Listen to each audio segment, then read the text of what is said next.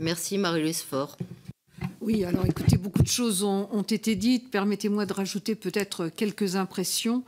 À l'instant, Rémi parlait de l'esprit Maïdan. Ce qui est assez curieux de voir, c'est que la situation est sans doute pas aussi tranchée qu'on aurait pu le voir ou qu'on a la sensation de lire dans les rapports de presse. Alors Maïdan, c'est à la fois une image.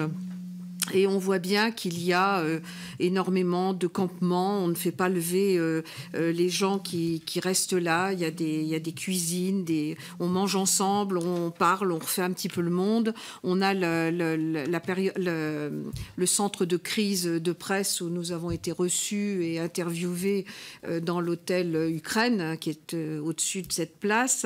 Et ce qui est assez curieux, c'est que quand on va à l'Assemblée nationale ukrainienne, on a une multitude d'hommes en uniforme, des uniformes très divers, qui ont l'air de monter la garde. C'est comme ça qu'on a rencontré notamment le député représentant des Tatars dont on parlait.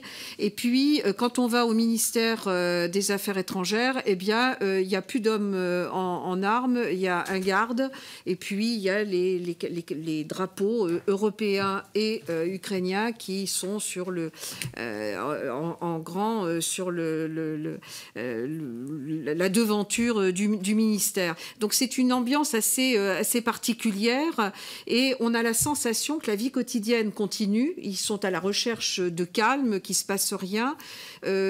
Aussi bien à Odessa qu'à Kiev, on a entendu il y a subitement des manifestations, etc. Et là, il y a effectivement les victimes dont on a entendu parler. Et le reste du temps, on a la sensation qu'ils recherchent quand même beaucoup de paix et de calme.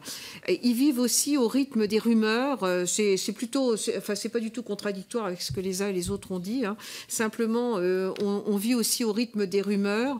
Alors, une invasion russe, ils veulent une bande de terrain pour rejoindre la Crimée. Il y a comme ça des tas de rumeurs plus ou moins vraies. Bon, on évoquait tout à l'heure avec notre administratrice le bruit que peut-être les Russes envahiraient davantage l'Ukraine aujourd'hui. Donc, bon, voilà. C'est beaucoup de rumeurs, beaucoup d'inquiétudes dans les milieux un petit peu les plus avancés dans cette recherche, que ce soit politique.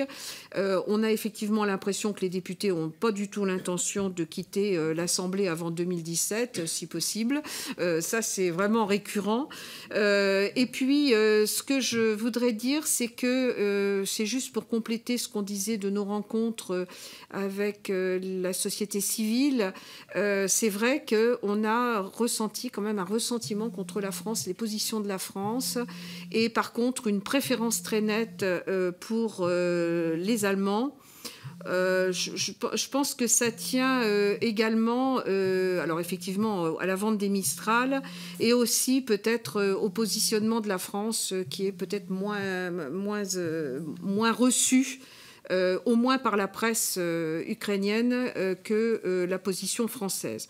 Je dois dire que tous autant qu'on est, on a essayé de dire que la France avait, notamment avec les fêtes du débarquement, essayé de faire en sorte qu'il y ait une présence du président Porochenko de façon à faciliter aussi le dialogue avec la Russie. Donc c'était quelques impressions que je voulais vous faire partager en dehors de la communication qu'a pu faire notre présidente.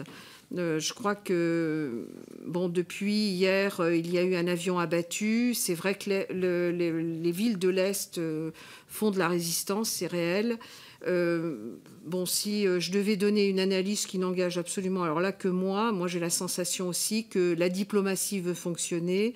Les Russes font beaucoup d'agitation, laissent passer beaucoup de rumeurs.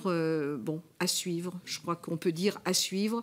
Et je crois, effectivement, je partage tout à fait ce qui a été dit en ce qui concerne la nécessité, sans doute, pour notre commission de s'intéresser beaucoup à la position russe. Je crois que si on ne le faisait pas en prenant fait et cause uniquement pour l'Ukraine, je pense qu'on passerait à côté d'une certaine vérité.